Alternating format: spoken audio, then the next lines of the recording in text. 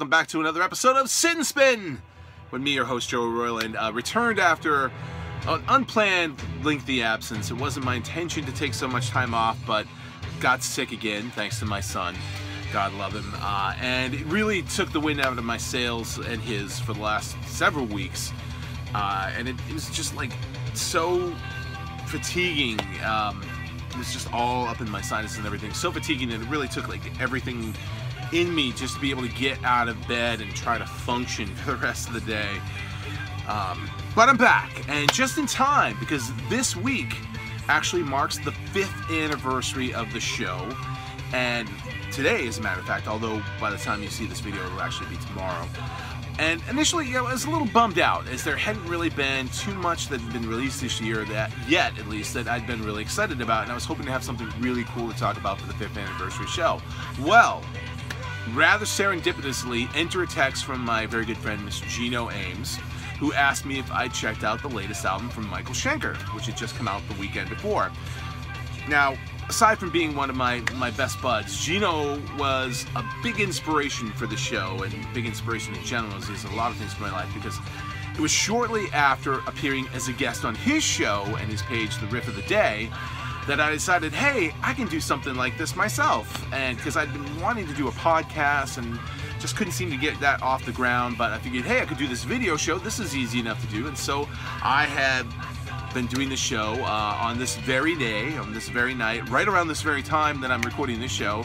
I filmed and posted the first ever episode of Sit and Spin with Joe, and it got really positive, favorable response for a lot of people who said you should make it a regular thing and make it its own page. And so I did, and I've been doing this show for 5 years now, and there's been a lot of changes over the years, and life happens, and so it's only fitting that 5 years on, that once again, Gino was the one to inspire me with today's subject matter, and that being the latest release from one of his probably top 2 or 3 favorite guitarists of all time in Michael Schenker, and the new album, Michael Schenker Fest, Resurrection.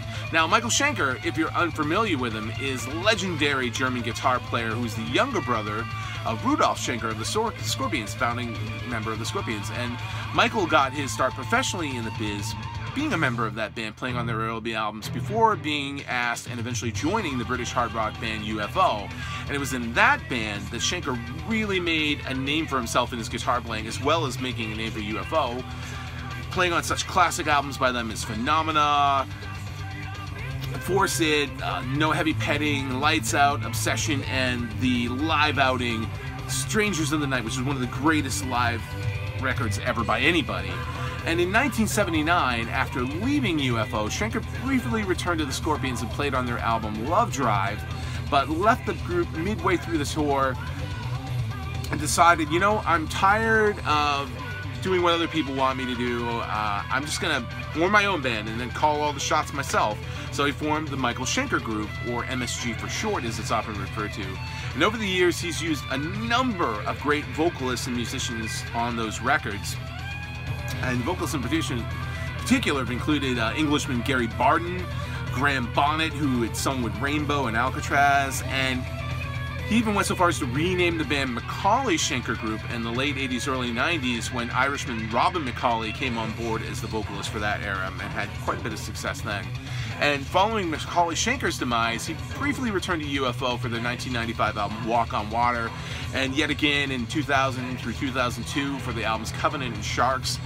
And he would occasionally go back to making MSG albums, particularly with Gary Barden, and solo albums and other projects for the first half of the decade of the 2000s. But in 2011, he started yet another brand project, which was Michael Schenker's Temple of Rock, and this time he brought in another great vocalist and Scottish singer, Doogie White. Now, through all of this, he had his share of problems over the years, particularly dealing with his alcohol addiction, which caused any number of headaches, not only for him, but the people who worked with him. But in the last decade or so, he's really cleaned up his act, and particularly in the last, like, 5 or 7 years or so, he has been on fire, just regaining and reigniting his career, regaining his mojo, and playing better than he ever has, or at least in quite some long time. And one of the cool big moves that he made was in 2016, he came up with the idea of his latest project, Michael Schenker Fest, short for festival, or meaning a celebration of his life in music. And minus working with great singers like Phil Mogg or Klaus Meine, he decided, I'm going to get all these great singers that I've had working for me in the past and see if they would all agree to doing a tour together. And so he got Gary Barden and Graham Bonnet and Robin McAuley to all come out and do a tour together as vocalists together on a tour. And the idea worked so well that Doogie White was also brought on board to do shows too. And it was decided, you know what, these tours are going so well, we need to make an album together to commemorate this too.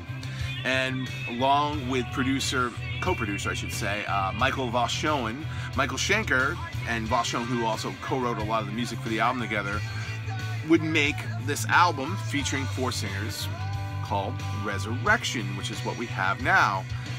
It's out new on Nuclear Blast Records. Now, what's great about the album is not only does it feature these 4 great vocalists getting the chance to shine individually against Schenker's incredible, incendiary, legendary axe work, which is just spot on this record, but there's also tracks that feature more than one of the vocalists together. In a couple of cases, it features all 4 vocalists singing together, and the result's pretty damn awesome.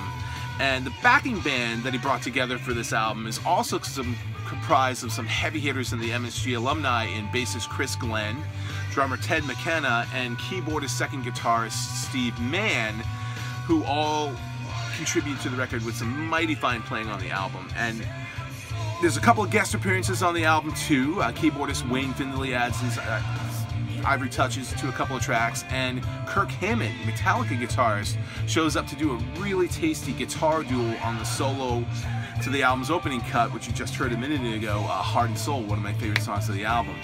Now, from a musical standpoint, while the idea of having like 4 singers come in is kind of groundbreaking and a little revolutionary, the actual music itself may not be that, but it's still fine hard rock, heavy metal in the old school sense of heavy metal, with melodic and sometimes even neoclassical leanings, but the songs still rock, and that's what's important. They really are great. Now, some of my personal favorite highlights from the album, aside from the pre-mentioned Heart and Soul, I really dig both the Robin McAuley tracks. I'm a big fan of Robin McAuley's vocals. The other track he does on the album is his featured singer, Time Knows When It's Time, is really great. For Gary Barden as the featured lead vocalist, I really like Messing Around and Living a Life Worth Living, both great classic Gary Barden songs. Graham Bonnet's featured lead vocals, Everest shows off his powerhouse singing style to quite great effect, and Night Moves is also pretty cool as well. But as for Doogie White, if there's anything close to being a possible hit on the album, he absolutely owns it with the track Take Me to the Church, which features a killer Schenker riff and a super catchy hook-filled chorus. And Gino, when I asked him what his favorite tracks were, he said of this song that it is quite possibly the best collaboration between Doogie White and Michael Schenker in their collaboration of catalog together ever. And also checking in with Gino, asking him what his favorite songs were. They all turned out to be pretty much my favorite songs too, which is kind of no surprise because we really usually agree on that type of stuff. But I also really dig Doogie White's other lead vocal contribution to the album, The Girl with the Stars in Her Eyes, which is also, again, has a great hook-filled chorus to it as well. A nice riff to it. And there's a nice Michael Schenker instrumental. Always great to have one of those out of them on the track Salvation. But overall, probably my 2 favorite tracks on the albums are the one that feature all 4 singers sharing lead vocals together, trading off lines.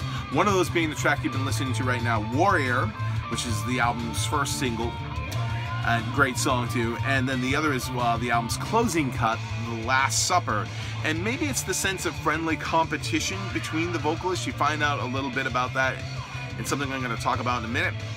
But they all just really shine, particularly on those 2 tracks. So overall, with Resurrection, a really nice addition to the Michael Schenker catalog. An album that's been getting, and likely still will be getting for some time, a lot of repeated play from me. Definitely one of the best things I've heard from him in a long time. And definitely, if Schenker maybe had fallen off your radar, as sometimes he tends to do in me, this is a great album to get back on board with. It's just solid, really great. There are a couple of different versions of the CD that are out. You can get the standard, just the album version, or you can get what I have, which is the deluxe version, which comes in this nice gatefold package. You get the CD and a bonus DVD as well.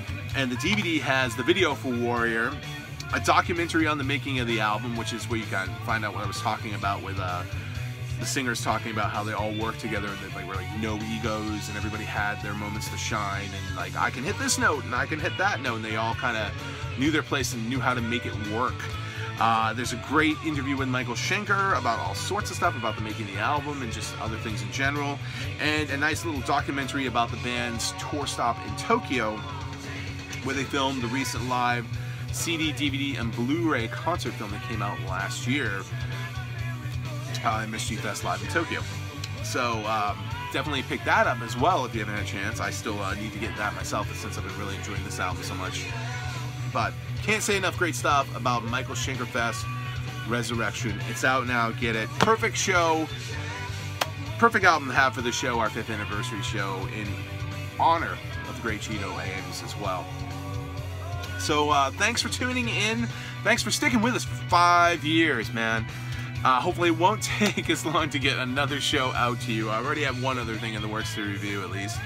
But that's it for today. Enough talking, enough gabbing for me, and we will catch you next time on Sit and Spin. See you then.